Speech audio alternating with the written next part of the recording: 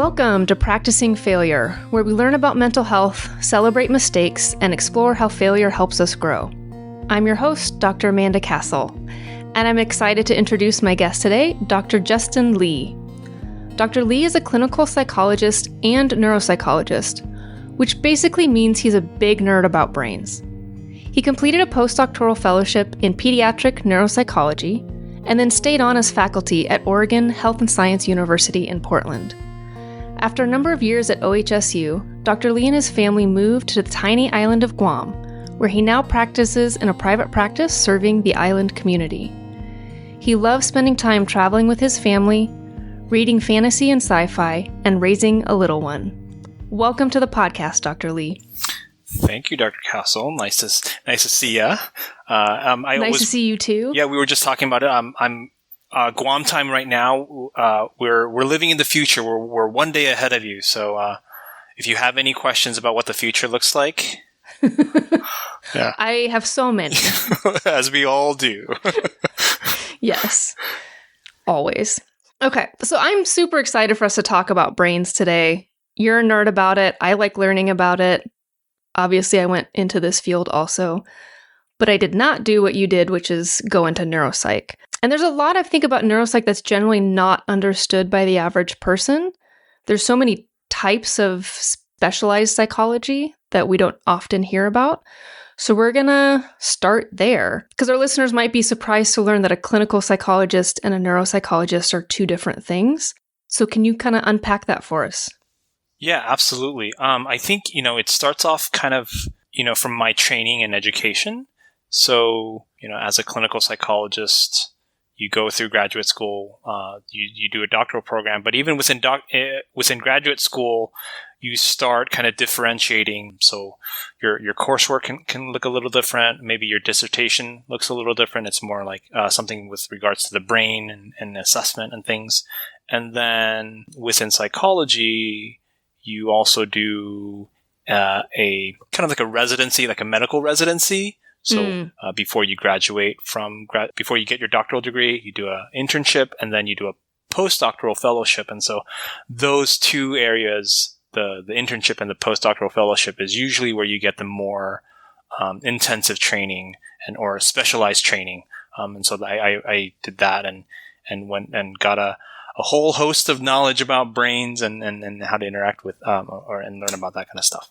So in like a day-to-day, what would a clinical psychologist do versus a neuropsychologist? Yeah, excellent question. So most of the time, I think clinical psychologists who enjoy intervention and doing therapy will often see multiple clients in a day. The neuropsychologists, we're privileged just to see maybe one or maybe two clients. And so our entire day is often spent interviewing, doing assessments with a client, and just kind of really trying to understand an individual's what their life is like and how their brain is doing, and those kinds of things. Yeah, so a clinical psychologist, like you said, doing therapy, and that tends to be long-term, developing a relationship, doing specific work toward a goal, whereas assessment tends to be short-term, intensive, to get like this very clear snapshot of their life and their brain that can then be taken and used by either their medical team or their therapist for better interventions. Yeah, there are different ways that neuropsychologists practice. I think the most common way is that, like you're talking about, we tend to just see a client within the day. But I know some of my colleagues have a model where they will interview or will meet with a client maybe 2 hours per week for about 8 to 10 weeks. So kind of like a typical therapy that is longer. Course. Yeah. And so, and they'll try to do different assessments every week until, they get all the answers. And so that might look a little bit different, but ultimately, like the overall time-wise, it's roughly similar. That's fascinating. I guess that makes sense, depending on need and the question. Yeah, and just kind of, not to get into the weeds of things, but just how different institutions or different clinics might be organized.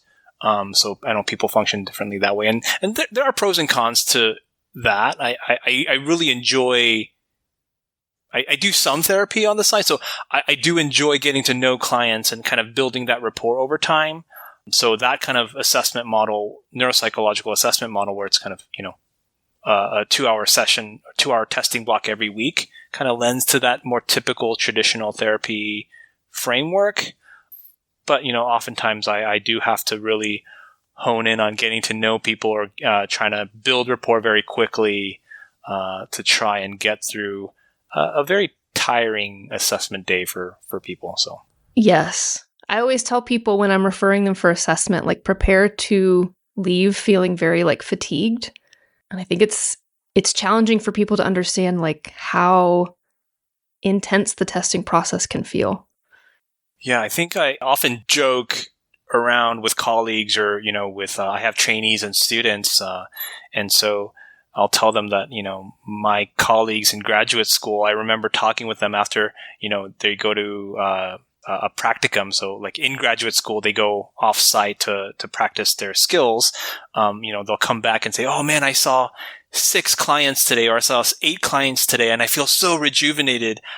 I would be in the same shoes and I'd be like, I'm exhausted. I'm so tired. Like, I just want to crawl up like in bed and not talk to anyone. And that's when I knew. I was like, all right, assessments for me. I mean, that's a really lovely example of neurodiversity, right? Like the different things that feed us versus drain us. And we'll go ahead and define that term. I like to define neurodiversity as any way we might be different than the average population on any metric that we can possibly measure in our cognitive and neurological functioning, which is a really broad definition. But it makes space for the ways that we might be higher or lower than average and is not always indicative that somebody has a diagnosable condition. But even like what's draining for us and at what threshold we feel drained is highly variable. Yeah, no, absolutely. I really love that definition. I think for me, when I hear the word neurodiversity, it's often in conjunction with other, in our field, we call neurodevelopmental disorders or neurodevelopmental conditions. Mm-hmm.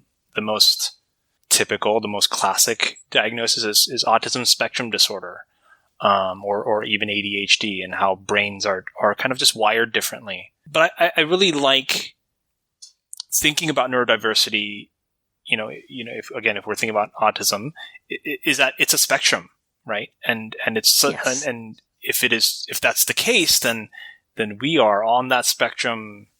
All of us are on that spectrum, and so whether we're high or low than average, for me, sometimes I think about like just how different are we compared to other people, or what like you're saying, like what are some of the things? What are my thresholds? What are the things that gets me excited? What are the things that I may need a bit more help with? What are things that I struggle with? And I think, we're all a part of that, on that kind of continuum or that spectrum. Yeah. I think of it the same way as like we would think maybe of height. Right. Like, Yeah. So we're all different and we might be average height, but if you get into the right population, like the NBA, you may be average height for the general population, but you are now very short compared to the people that you're spending time with. Yeah, I gave up my basketball dreams a long time ago. It's like, yep, not happening. I know many men who have that story. It's true. And so our level of struggling or our thresholds might also depend based on the context and the environment that we're in, whether or not we're struggling. Yeah, and I think, that's a really interesting point. I think people will be blessed. They would be so fortunate if they can gravitate towards situations and settings that really align with their kind of personality or their neurodiversity, right? But I think a lot of times people end up struggling when they're in situations where it just doesn't, I guess the kids would call it, like it doesn't vibe. It just doesn't, it doesn't fit their kind of wavelength. And I think that's when a lot of people maybe struggle or have difficulty kind of navigating those situations because like something just feels off, or why do my colleagues, why are they able to function so well in this kind of setting and I'm not? Something must be wrong with me, or things like that. Yeah, I must be broken. Right. Versus like the way you took it in was, this is useful data of maybe where I want to tailor my training. Right. And some people are better at it than others, right? Some people are maybe slightly more attuned or insightful about how they are and what they're like. And sometimes other people can struggle. I think a very kind of typical example is a maybe in a relationship, right? Your partner might be very, very well attuned to who they are and what they're like.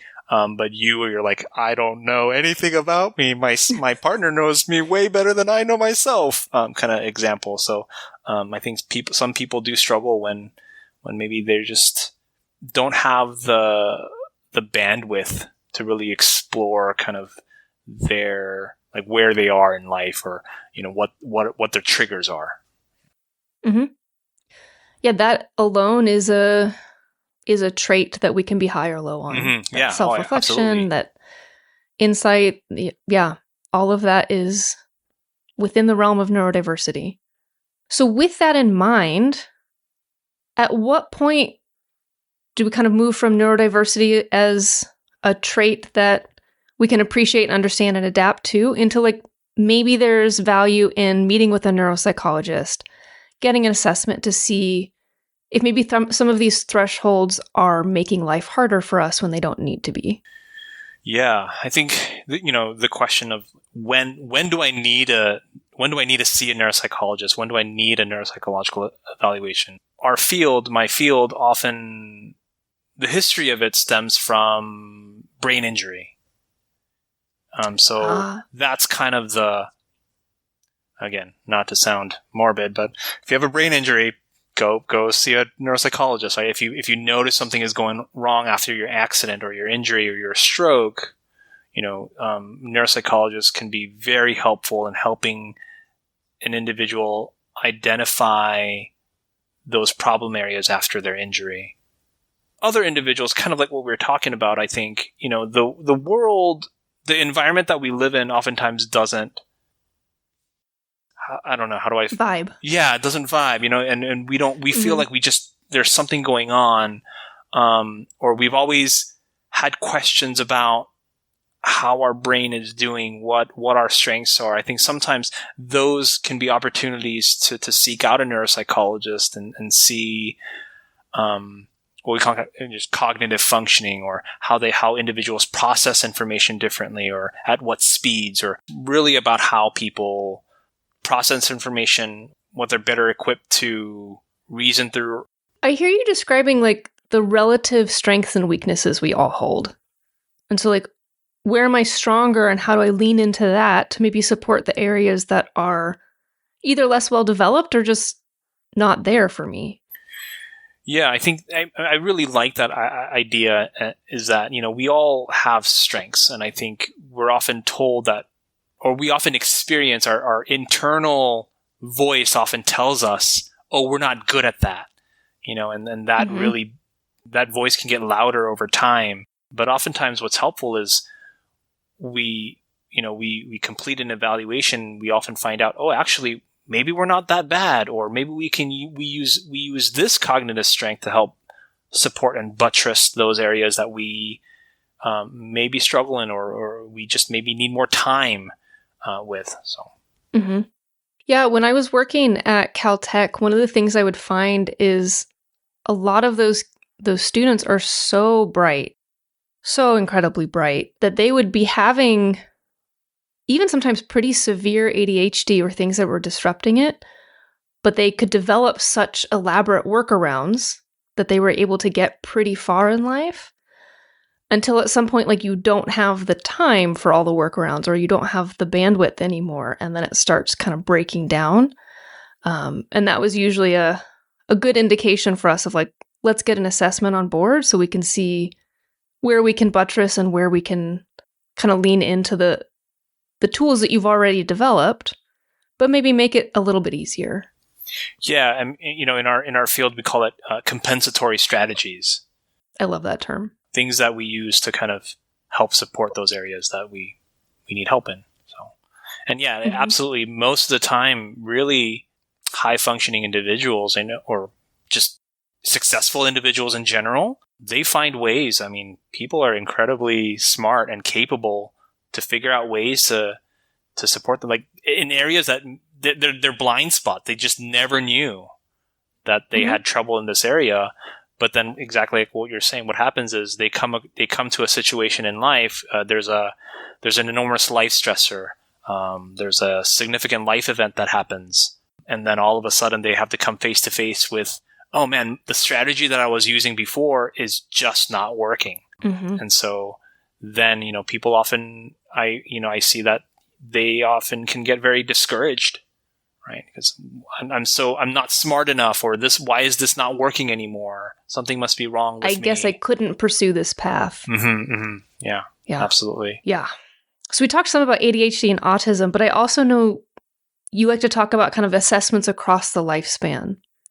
So kind of thinking in that lifespan mentality, what might be some examples from like a young age, maybe childhood, adulthood, and elderly that we might be thinking in terms of assessments as useful? I think as a kid, or at different stages of life, I like to think that there are these developmental stages, right? That one has to kind of overcome or kind of learn to learn from. And so as a child, the most obvious, I think, area, or the most important role, okay, maybe not most important, a role in a child's life is school. A big role. A big role. And so takes up a lot of space. Right. And so if a child or if a family notices their child struggling academically, that's kind of a big kind of flag, or a blip on the radar where an assessment can be helpful for that family or for that student. And do I think differently? Do I process information differently? I really have a difficult time paying attention to, reading my social studies textbook, and I get distracted all the time. I'm terrible at organizing for final projects, or I procrastinate. I think those things, in that stage, in that moment of life, school can be very important. And then in adulthood, I think a lot of times it's about relationships. As you move into young adulthood and adulthood, social relationships, or relationships with partners, relationships with work, with colleagues, with your kids. I think those can become kind of the litmus test in adulthood. Like, are there things that come up that are problematic or difficult? They start disrupting the things that you value and care about. Right. Exactly. And then, as the brain matures and as the brain advances in age, then we have other things in adulthood or older adulthood, things like dementia, or even just normal brain aging. People can feel like my brain used to do this. I used to be able to do this when I was in, this stage of my life. But now that I'm here, there's something is off. Something is going on. And so those might also be moments where an individual seeks out assessment, or they want an assessment because they notice things that are different. Which can also, thinking about later life, can be so helpful early on to get that like baseline assessment, so that as things change, there's a comparison point of, is this average amount of like cognitive slowing, or are there, like you said, blips on the radar signaling something else is going on? Yeah. And, I think our field in neuropsychology, the tools that are available to us, not to get to the nitty gritty or the nuts and bolts of things, but we don't necessarily do a good job of being able to track an individual over time. We would love that. Oftentimes what we're dealing with is kind of, I'm going to date myself here a little bit, Polaroids in time, right? Like snapshots in time of a person's life. I think those are hip again, so it's okay. That's true. I am hip.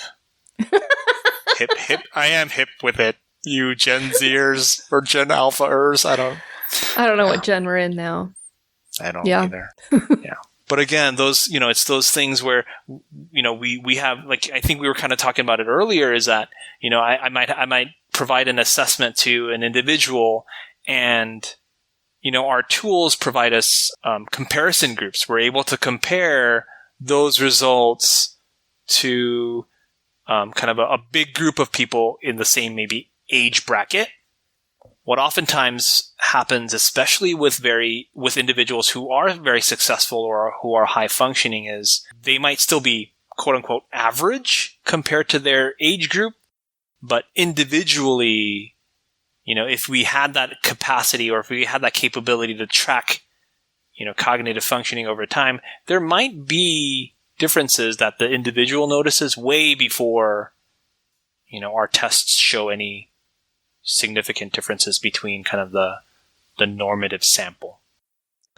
It makes me think of, like, if an elite athlete then loses certain ability, right, they may still be able to do all the day-to-day functioning that the average person can do. Right. But that level of loss for them is profound. Correct. And significant. Yeah. No, I love that imagery. Yes.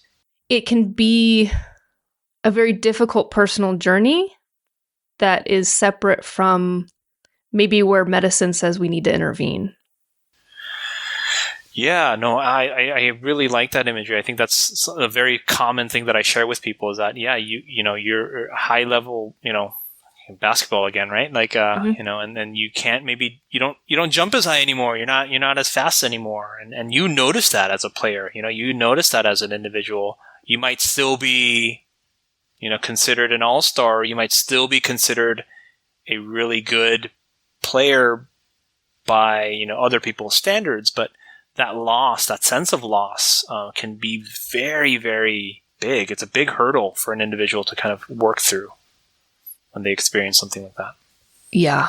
And especially like you were saying, if there's an injury of some kind, mm-hmm. and somebody loses, maybe they used to have a photographic memory and now they don't.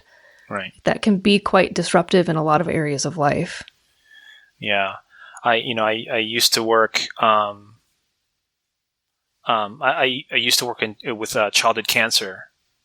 And so, it's a very, very, it's a life-altering event, and living life after can be very challenging for lots of people. Mm-hmm. And one of the areas that survivors often struggle with is the neurocognitive piece, and so having that, like, facing that sense of loss. I used to be able to do this, like things used to come so quickly, or I used to be able to memorize lots of things, or I really enjoyed reading, but after, it's like, man, I'm not as good as I thought I was, or now life after seems much different. And so kind of coming to terms with that new reality can be a lifelong journey for lots of people. Yeah, it also brings it's a new sense of self. Mm-hmm. Yeah. Absolutely. Which can be hard to reconcile. Yeah. Yeah. That takes, most of us even struggle with kind of like liking ourselves now, right? And so, I don't need more variables. Yeah. On top of like that. I'm just now, like, in my age, like, being comfortable with who I am. I have to, like, yeah. So, people who struggle with, significant, like, medical illnesses or these events or these injuries or these kind of tragic things, it's hard. It can be devastating. But at the same time, human resilience and, like, support systems, man, anyway, people do quite well. And, or at people least, are incredible. I guess, human beings are incredible. Right. And so, yeah. Well, one of the things, since ADHD and autism are the most kind of iconic touch points we have, one of the things I see a lot are these ads on social media for getting an ADHD or an autism assessment. And when I've kind of clicked into them and looked around, it looks like a lot of them are based on what in my training we were taught are screening tools rather than like a full battery, which is what you were describing earlier of multiple sessions, many different tests. What's the difference between each kind of pathway to a diagnosis, a full battery versus maybe one of these online services that moves fairly quickly? Oh man, that's a great question. First of all, I don't want to sound like we as a field should be the gatekeeper of these things. I think, free, open, accessible, like diagnostic tools and things, I think that's amazing. At the same time, I'm not sure if if the technology that's available or these accessible things are evidence-based. And I think that's when I worry a little bit, is when people start to use these services and they have to pay out of pocket most of the time for things that may not be accurate. So I think that's when I struggle with. People invest too much time and energy into this thing when there's no evidence behind it. And so, screening tools can be very, very helpful. And so oftentimes if it's a question of, if a client or a patient comes and says, I think I'm struggling with this, and it doesn't sound like a complex neuropsychological question that I need to answer, I will provide people options of like, hey, it might be even helpful to talk to your primary care physician. Most primary care physicians and family medicine physicians have these, quick assessment tools that are actually pretty good at getting at maybe ADHD and things like that. And so I oftentimes kind of help people navigate, like, what are some options? Because maybe a full 8 to 10 hour neuropsychological battery or assessment battery is not feasible, or it's not necessarily needed. Then there are some other ways that people can help answer some of the questions that they have. But going back to those online screenings and those tests and things, I've done it out of curiosity. I've been diagnosed with a whole host of things. So I think people just need to be very careful about what they see and read online. Again, if accessing a neuropsychologist is not within their capabilities at that moment, then talking to their primary care physician, talking to or like if you are employed and your company has an EAP program or an employee assistance program, that can be a vital resource for people, because great. EAP programs that I know of offer free psychological mental health support.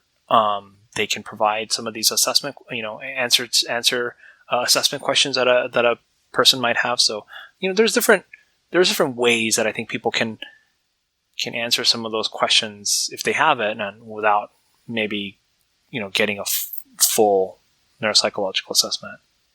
I always tell people, in an ideal world, we would all have access to this, but it is it's a financial investment to get one of these batteries, and a lot of insurance. It can be challenging to get insurance to cover it.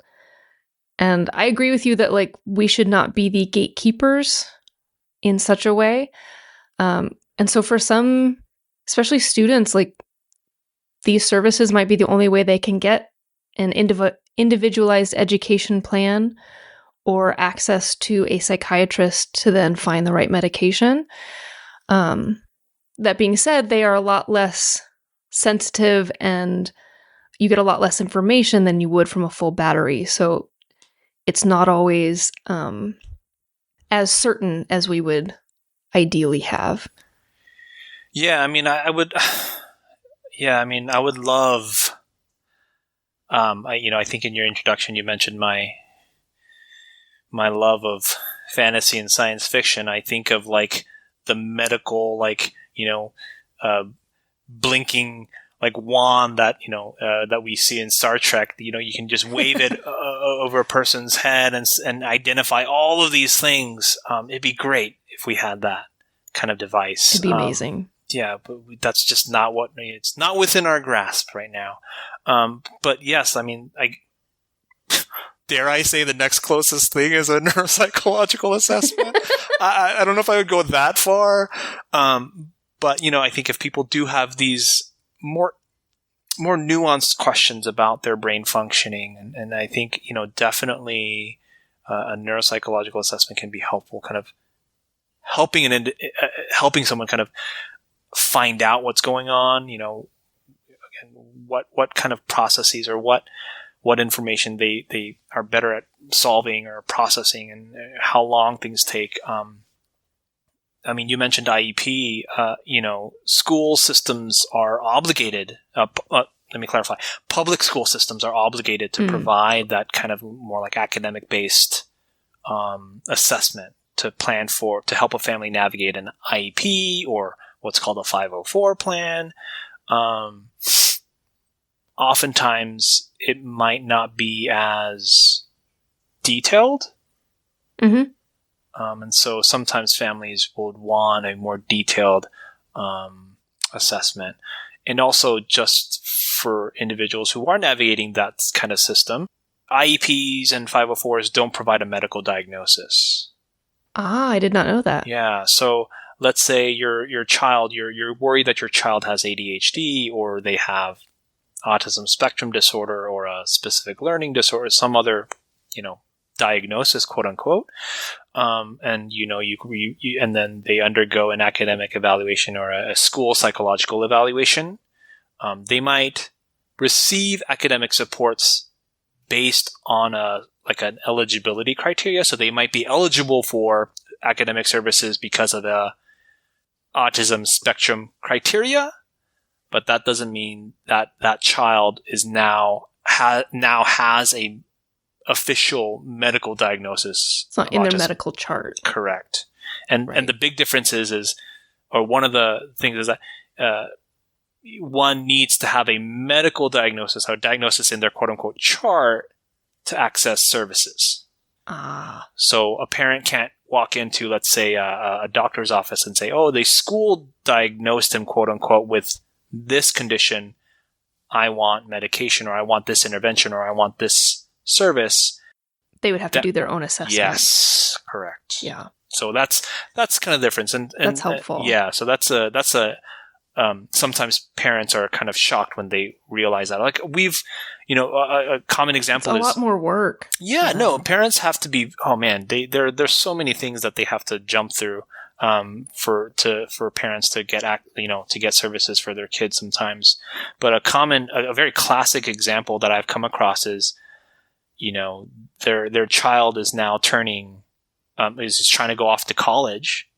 And yes. So that's where I have the experience. Yeah. They've had services, they've had academic supports throughout their high school career. And all of a sudden, the higher institution, the college or the university will say, oh, actually you have to do another evaluation, or that's not good enough, or you need a medical diagnosis to receive these services. So I think parents oftentimes are kind of shocked but this is a thing. This has been true for 18 years. Yeah, this is what we've been dealing with. And again, another just kind of hurdle families or individuals have to kind of jump through to access services.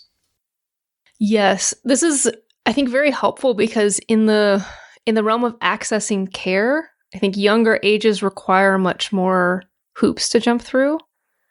College, there's some, and it depends. I worked in university counseling centers for a while, and some would treat ADHD with medicine without an assessment, and others would not for liability reasons. And those are common medications to be sought by people trying to get any advantage they can in very demanding environments. Then as an adult, it's really dependent on your job. And do they need documentation, or are they willing to just kind of work with people around what's helpful in the workplace, regardless of why? But sometimes that diagnosis then feels very important as part of a journey of self-discovery and having concrete answers. And so going back to the lifespan, like the same diagnosis may actually require different assessments and interventions depending on what age it first gets flagged. Yeah. And, and I think a part of that is that individual's journey with that diagnosis, kind of what you're talking about, right? Like, yeah, I think the stereotypical, the kind of the classic story I think is, or that I've come across is, a parent advocates for their child to receive an appropriate, diagnosis of something. And so they receive medication, and then that child struggles with that diagnosis in their adolescence. So they stop taking meds, or something like that. And then only in like young adulthood or in, during their college years or whenever, they're like, man, maybe I do need medications again. And they go back on it or things like that. And then adulthood, it's like hit or miss. And so I think that's kind of the classic story. But I also think there's a story with regards to those, I guess, just talking about ADHD at least, how what ADHD looks like across the lifespan can be different as well. And so medication interventions may not be as helpful, let's say, in adulthood. Interesting. So there might be the more behavioral interventions, or these, compensatory strategies can be really helpful. Just to put my clinician hat on real quick, I recently came across this, I don't know if I was scrolling Instagram or, I don't do Facebook because I'm hip, right? But I came across something. TikToks? Yeah, on the TikToks. On the Snapchat-a-mazoozles or whatever. The Snap messages? Yes, that's what it's called, right? No, I came across this idea of where these young adults who struggle with, I don't want to say ADHD, but just kind of organization in general, will have these get-togethers where it's not about drinking and partying, but they get together to do the mundane things in life. Like they do their taxes together. They do their bills together, because it's helpful to like have another person just being in the room, and you can get your tasks done. And so I forget, there was like a term this article used to describe these parties, quote unquote. Yeah. But these very task-oriented get-togethers, and I was like, man, that's such a great idea. For example, like just having my cat in the room as I fold laundry is like just helps me get motivated to like, oh yeah, so having another body present sometimes just can be that push to like get you to do those things that you've been putting off. So again, going back to adulthood there might be different ways that people learn to deal with their differences. And it might not be medications all the time, but it's figuring out what works for you. Yeah. Which sometimes includes medication. Correct. But with that often involves growing a comfort with being somehow different. Yeah, I mean, I guess, the message for all of us is we got to love ourselves, right? And we have to come to terms. We have to realize kind of who we are as we navigate this world. We have to realize where we fall short or what we're really good at. And that can be hard. It's hard to look at ourselves in the mirror sometimes, or most of the time or all the time. I don't know. Depends on the person. Yeah, but it's one of those things we got to practice kind of self-love, self-care, and it's a journey. It's definitely not easy, because there are so many things in our life that take our attention. We only have a limited amount of like energy and time and just cognitive capacity. So many things that are vying for our attention. Yep. I could go down that rabbit hole for a while. I know. But I want to pull this into kind of the realm of failure, because that's what I do. So how might somebody's neurodiversity shape their experience of failure? Oh, man.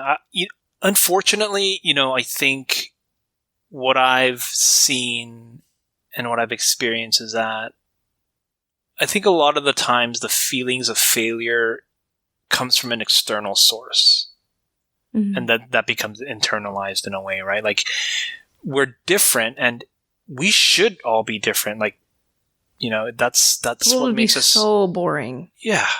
The world does not need more me's, or me's. Yeah. Just, that's what, again, so I think a lot of times people struggle when they just feel different, and then the world kind of tells them that they're different.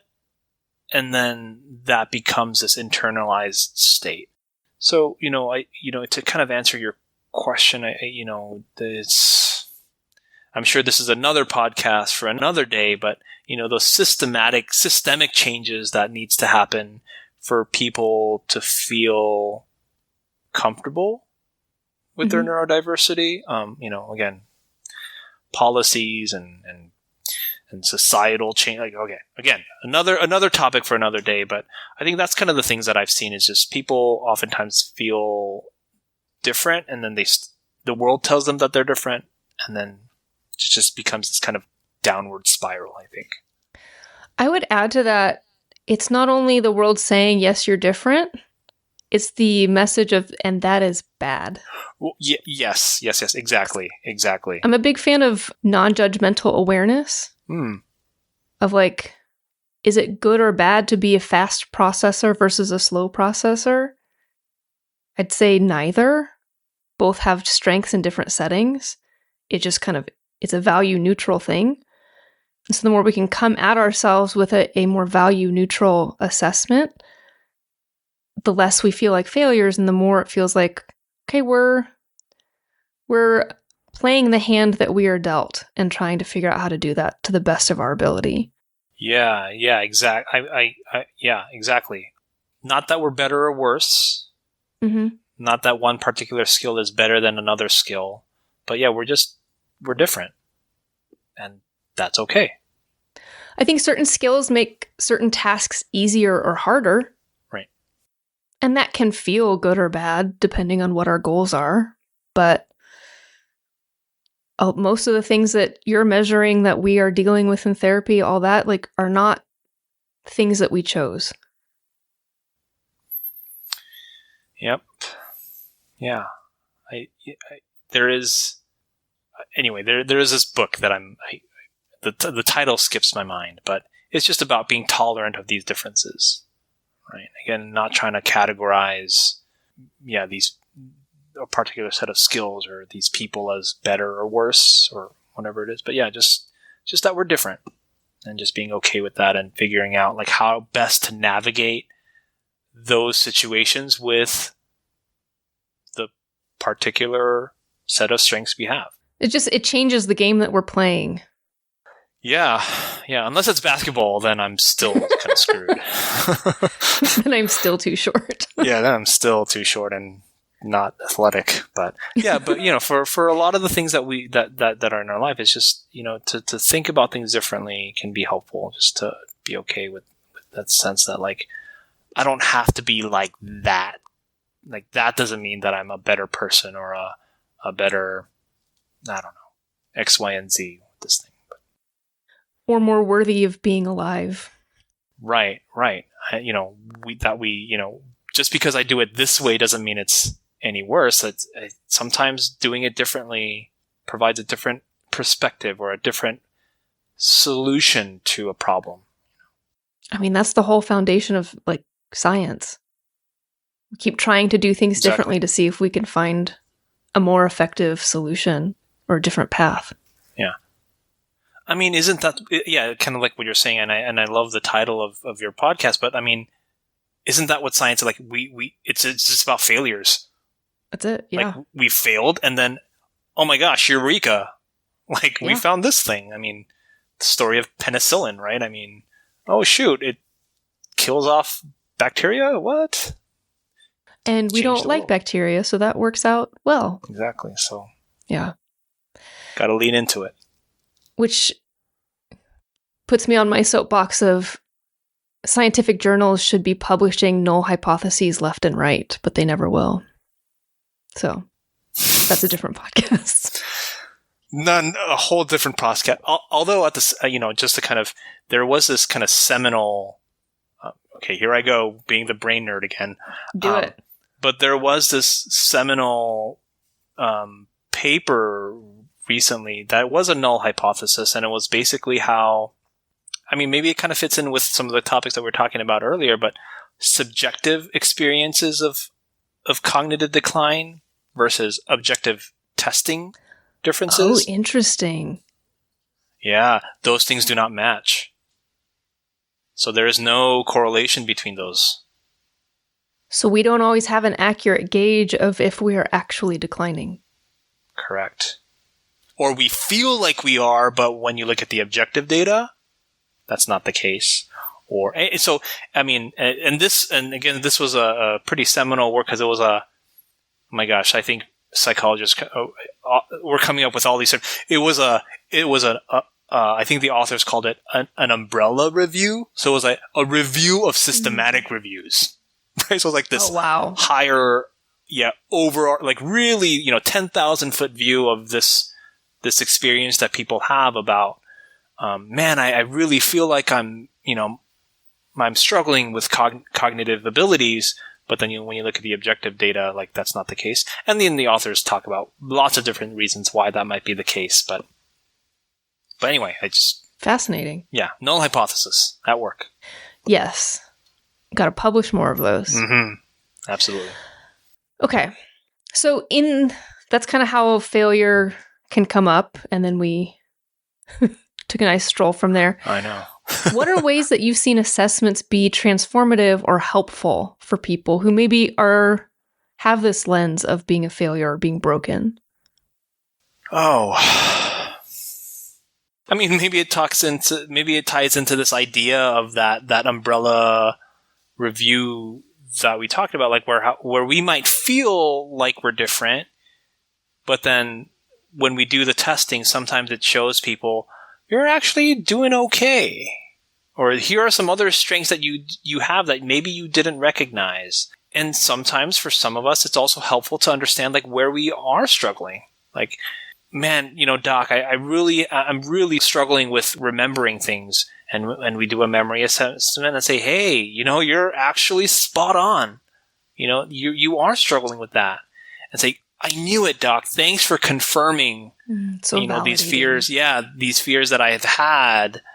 And so I think kind of assessments can be helpful in lots of different ways. Just again, helping people kind of understand what those differences are. But more often than that, the role that I gravitate towards, or the role that has really resonated with me in my work is trying to be an advocate for the client. My assessment and my report can help advocate for my client's needs. If they're experiencing these difficulties or they're experiencing these challenges, I hope that my report can help open doors to things, and say, hey, this individual really does struggle with these things. Here are ways that we can help support this weakness, this growth area, right? Yes. So I think those are the things that I've really, learned from my clients, over time is, I want people to walk away from an evaluation knowing like, okay, these are the ways that I can get these supports, or these are the ways that I can learn about what I might be struggling with and how to best kind of navigate life, navigate work, navigate relationships, to be more fulfilled, or to find my joy and satisfaction in things. Yeah, to piggyback off of that, I feel like the clients I see who benefit a lot from these assessments tend to take them and say like, okay, now I can do more targeted action toward these specific things. But there has to be kind of this empowered willingness to say like, this is something I want to improve on. It takes a lot of work. It's kind of like realizing you maybe have issues with posture. And so you go to a PT and you get a whole treatment plan. But then you actually have to keep doing the exercises every day. And that's hard. And depending on where we are in life and what our thresholds are, like we can't always do it well. And then having some compassion when that's the case also. Yeah, man, that's the journey, isn't it? That's life. Yeah, that's life. I mean, I dread going to my primary care physician because I know what they're going to tell me. I got to eat better and exercise more. It definitely just gets easier as we get older. Oh, yeah. Absolutely. Yeah, because then we have to like put in the work and all that. So yeah, it is. It's hard. It's definitely not easy because then we have other fires that we need to take care of, and life keeps happening. Like it'd be nice if we could just focus on this one aspect of our life, but that's not how it works. There's just so many things going on, and we have to handle all of these things. And so again, it's really nice when you can find that therapist, that psychologist, that neuropsychologist maybe that you jive with, that you resonate with, that you feel like you can trust to help you work on these goals that you have. Because and also having a good support system, friends, family, pets, sense of community, all of that. Yep. All of those help regulate our nervous systems and bring them down a notch when we get overwhelmed. Yeah. Yeah. Dr. Castle, I know your podcast is about practicing failure. Could I share a little bit of my failure with you? That was my next question, so please Awesome. dive in. All right. Same wavelength. Yes. Yep. Vibing. Yeah. No. I was kind of thinking about this question in my life, and I don't know if it's a failure, but it's definitely something that has shaped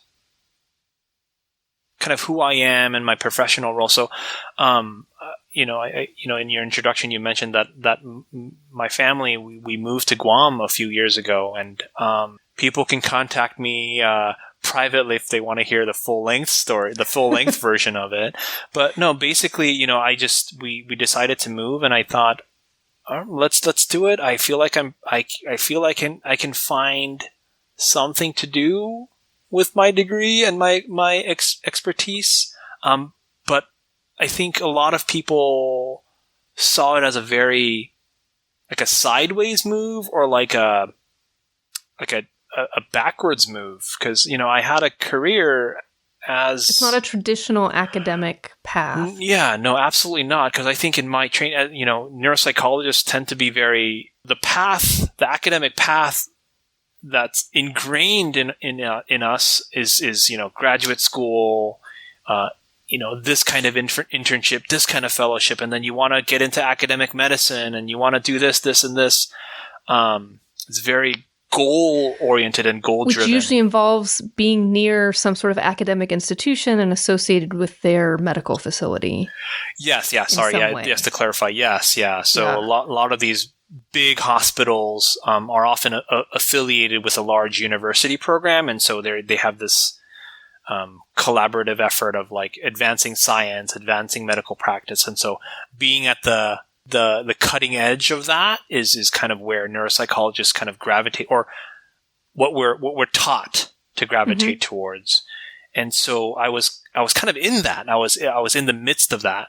I was vying for promotion and tenureship, those kinds of things. And then this opportunity came to our family, and I was just, again, I don't know what got into me or us, but we just decided to do this. And here I am on Guam now, practicing a different kind of psychology, a different kind of neuropsychology than what I had envisioned myself doing at this moment in my life. But I've learned to kind of be okay with it. And that took time, because my identity and who I was very much tied into this image of being a neuropsychologist. And so having to understand, no, actually I am now a parent first. I'm a partner first, or I'm not a neuropsychologist, but I'm this kind of professional role now, or whatever it was. And so coming to terms with that, I'm still working through it, and it's still an ongoing process. But in the spirit of like that non-judgmental awareness of what data you're learning, what are some of the things you learned about yourself not being in an academic institution? I think the flexibility and time that I have to devote to things I want, and finding kind of pride and joy in that too. So it's like a different way of being content. I think in academic medicine, and I guess in any maybe very highly competitive or very driven job, you have these accomplishments that kind of fulfill your sense of who you are. I got this client, or I made this amount of money on this deal, or I don't know, like I know what I'm talking about outside of psychology. But here outside of that, or I published this article. I've opened this kind of program, or I've done this, and adding things to your CV or your resume, kind of thing. On the other hand, now it's more like I have time to work on this pet project that I've had, or I have this flexibility to provide these kinds of services to the community. That's very different. Yeah, that's very different.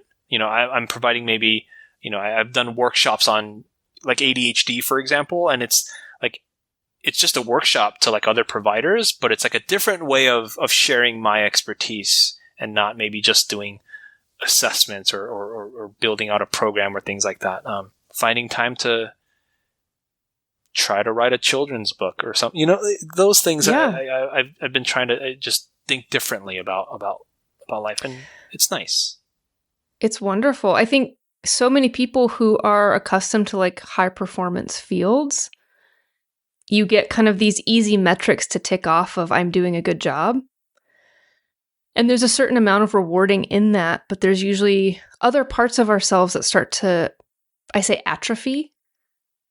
And so when we shift roles, those muscles kind of have to wake up, and it takes a while for them to gain traction. And if nobody else is saying this is what makes a good job, it's a little harder to develop that sense of self-worth that comes internally rather than external validation. So it's a whole journey, and any choice we make involves loss on the other side. But so much of clinical work is also about just like dealing with the grief of what we've left behind. Yeah, no, and absolutely. So I would also argue you're getting a more full human experience than what academia alone could provide. Yeah, I mean, that was a much more eloquent way of like putting my thoughts, my word vomit. That was, yeah, no, absolutely. That's because I'm a clinical psychologist, and this is what I do. And not a neuropsychologist. That's it. Yep. That's what it is. Shoot. No, absolutely. I think the muscle and atrophy. Yeah, exactly. It's a journey, and it's like you have to you have to recalibrate, right? Like, oh man, I'm not ticking off these things. Yeah, but now I'm finding that I really enjoy this, or I actually don't enjoy this, and so I want to, do this again, or whatever it is. So yeah, it's been a different experience, something that I was like totally unexpected, something just not that I didn't think was in my. The Magic 8 Ball didn't tell me this, so. If only you knew someone who lived in the future that you could have asked how this would go. Shoot. Okay, well, since you are in Guam, it may be challenging for people to find you to work with you. So instead, I'm wondering if you can maybe share some resources for anyone who's curious to learn more about psychological testing for whatever reason. Yeah, great question. If you guys wanted to travel to Guam, and find me, and please do so. It's a lovely, lovely island. Do you have a website where they could find you? Actually, I do. It's Momentum Psych, momentumpsych.net. And I'll link that in the show notes. I think what I usually tell people, and I think it's the same thing if a person is looking for a therapist or a psychologist, is go to their website, find out as much information as you can about them. And I think most of the time people already kind of know off the bat whether they feel like they can, relate to an individual. And so I think that is key, even with a neuropsychologist, finding someone that you feel like, I think I can work with this person. Our websites communicate a lot of who we are. Yeah, exactly. And so, just even looking up neuropsychologists in my area can be a way to just find some names, and then you can kind of do some digging. The National Academy of Neuropsychology, nanonline.org, also has kind of a find a neuropsychologist kind of way or search tool that you can look up people who practice in your area. And as people are reading through their an individual's bio, make sure that you do see that they have training or they have experience with psychological assessment or neuropsychological assessment, and it's not just doing counseling or therapy or doing life coaching or things like that, that they have specific kind of training and assessment. And then as you read further or kind of look further, see what kinds of evaluations have they done, and does that fit your needs? Are you looking for a forensic evaluation or a neuropsychological evaluation or this kind of evaluation? And most of the time people do a good job of trying to explain their roles. And then the last bit, so Nan Online, just kind of doing some quick searches on the web, even talking to your primary care physician. Sometimes they might have a network of providers that they've enjoyed working with, and so that could be another kind of nice avenue to look up some names. I feel like especially pediatricians often have a short list of people they refer to for pediatric assessments. Yeah. I think that's a good way. And then I guess if the assessment question is driven by a medical necessity, talking to that medical specialist can also, and like I mentioned, most large hospital systems that, have maybe a university or a teaching institute kind of most places like that will have a neuropsychologist or a whole department of neuropsychologists on staff that you can kind of look into for more disorder specific or, brain specific kind of needs. Yeah, because you touched on it with cancer, but also a lot of chronic illnesses or strokes, concussions, all of these things that might start with a medical issue can then pop up with cognitive side effects. Yeah, no, and I think, again, we probably can schedule another part 2 of this, but living life after an injury, living life after brain injury. Yeah. I think that's where the psychologist and the neuropsychologist can play vital roles for an individual. So yes, I agree. Well, Dr. Lee, thank you so much for joining me today and for sharing.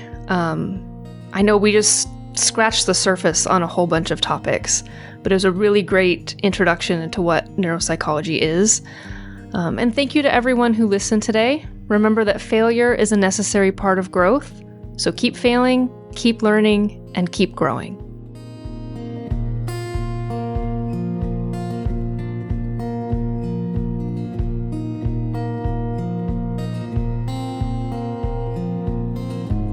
Special thank you to everyone who contributed to this project. Consulting producer and editor, July Diaz. Producer and graphic designer, Ben Castle. Logo art by Josie Huang. Theme music by Daniel Rogers.